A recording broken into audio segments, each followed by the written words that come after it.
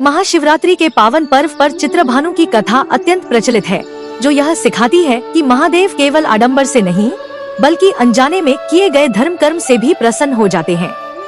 यहाँ उस कथा का संक्षेप है। पौराणिक कथाओं के अनुसार प्राचीन काल में चित्रभानु नाम का एक व्याध शिकारी था। वह स्वभाव से क्रूर नहीं था, लेकिन अपने परिवार का भरण पोषण करने के लिए उसे पशुओं का शिकार करना पड़ता था। वह एक साहूकार का ऋणी था और कर्ज न चुका पाने के कारण साहूकार ने उसे एक शिव मठ में बंदी बना लिया था। जिस दिन उसे बंदी बनाया गया उस दिन महाशिवरात्रि थी। भूख प्यास से व्याकुल चित्रभानु दिन भर भगवान शिव की कथाएं और भजन सुनता रहा। शाम को साहूकार ने उसे कर्ज चुकाने की चेतावनी देकर छोड़ दिया। वह शिकार की तलाश में जंगल में गया और एक बेल के वृक्ष पर चढ़कर बैठ गया। उस बेल के पेड़ के नीचे एक शिवलिंग स्थापित था, जिससे चित्रभानु अनभिज्ञ था। पूरी रात चित्रभानु शिकार के इंतजार में जागा रहा। रात्रि जागरण और अनजाने में उससे निम्नलिखित पुण्य कर्म हुए। प्रथम पहर में जब एक गर्भवती हिरनी तालाब पर पानी पीने आई तो चित्रभानु ने बाण चढ़ाया। ऐसा करते समय कुछ बेलपत्र नीचे शिवलिंग पर गिर पड़े और पसीने की कुछ बूंदें भी शिवलिंग पर गिरी। उसे देख हिरनी ने विनम्रतापूर्वक कहा, हे शिकारी, मैं गर्भवती हूँ और जल्द ही बच्चे को जन्म देने वाली हूँ। यदि तुम अभी मेरा वध कर दोगे तो मेरे साथ मेरे गर्भस्थ शिशु की भी मृत्यु हो जाएगी, जो कि महान पाप है। मैं अपने बच्चे को जन्म देकर वापस तुम्हारे पास आ जाऊंगी, तब तुम मेरा शिकार कर लेना। शिकारी को उस पर दया आ गई और उसने उसे जाने दिया। द्वितीय पहर में कुछ समय बाद दूसरी हिरनी आई। हर बार शिकार की मुद्रा बनाते समय अनजाने में उसके हाथों से बेलपत्र टूटकर शिवलिंग पर गिरते रहे। जैसे ही शिकारी ने निशाना साधा, हिरनी बोली, हे शिकारी, मैं अपने प्रिय की तलाश में इधर उधर भटक रही हूँ। मुझे एक बार अपने पति से मिल लेने दो ताकि मैं उसे विदा कह सकूं। मैं वचन देती हूँ कि मिलने के बाद स्वयं तुम्हारे पास लौट आऊंगी। व्याध ने उसके सत्य पर विश्वास किया और उसे भी छोड़ दिया। तीसरे पहर में एक विशाल मृग हिरण वहां आया।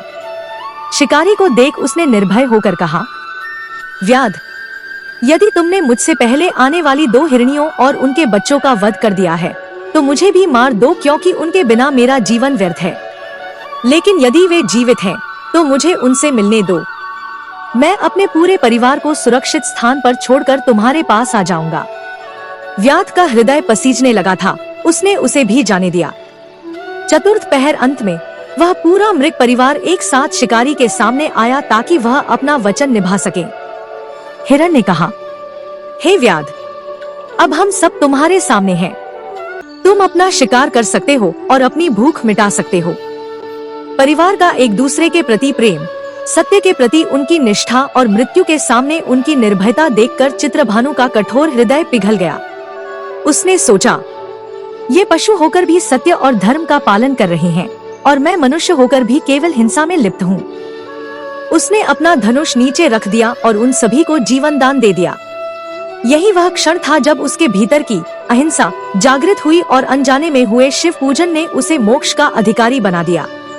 यद्यपि चित्रभानु ने यह सब जानबूझकर नहीं किया था, लेकिन उसके कार्यों से महाशिवरात्रि के 4 मुख्य नियम पूरे हो गए। उपवास, भूख प्यास के कारण दिन भर कुछ नहीं खाया। रात्रि जागरण, शिकार के इंतजार में पूरी रात जागता रहा। अभिषेक व पूजन, पसीने की बूंदों और बेलपत्रों से अनजाने में शिवलिंग की पूजा हो गई।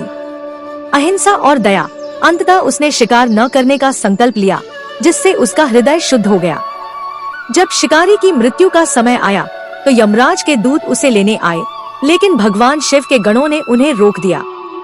भगवान शिव चित्रभानु के इस अनजाने में किए गए कठिन व्रत से अत्यंत प्रसन्न हुए और उसे मोक्ष प्रदान किया। यह कथा बताती है कि महादेव भोलेनाथ हैं। यदि कोई निश्चल मन से या अनजाने में भी उनके प्रिय नियमों का पालन कर ले तो वे अपना आशीर्वाद देने में संकोच नहीं करते। जय हो भोलेनाथ की। क्या आप महाशिवरात्रि की पूजा विधि या शुभ मुहूर्त के बारे में और जानकारी जानना चाहेंगे? कमेंट करके जरूर बताएं और अगर आपको हमारी वीडियो अच्छी लगी तो लाइक करें, वीडियो शेयर करें और हमारे चैनल को सब्सक्राइब करना ना भूलें।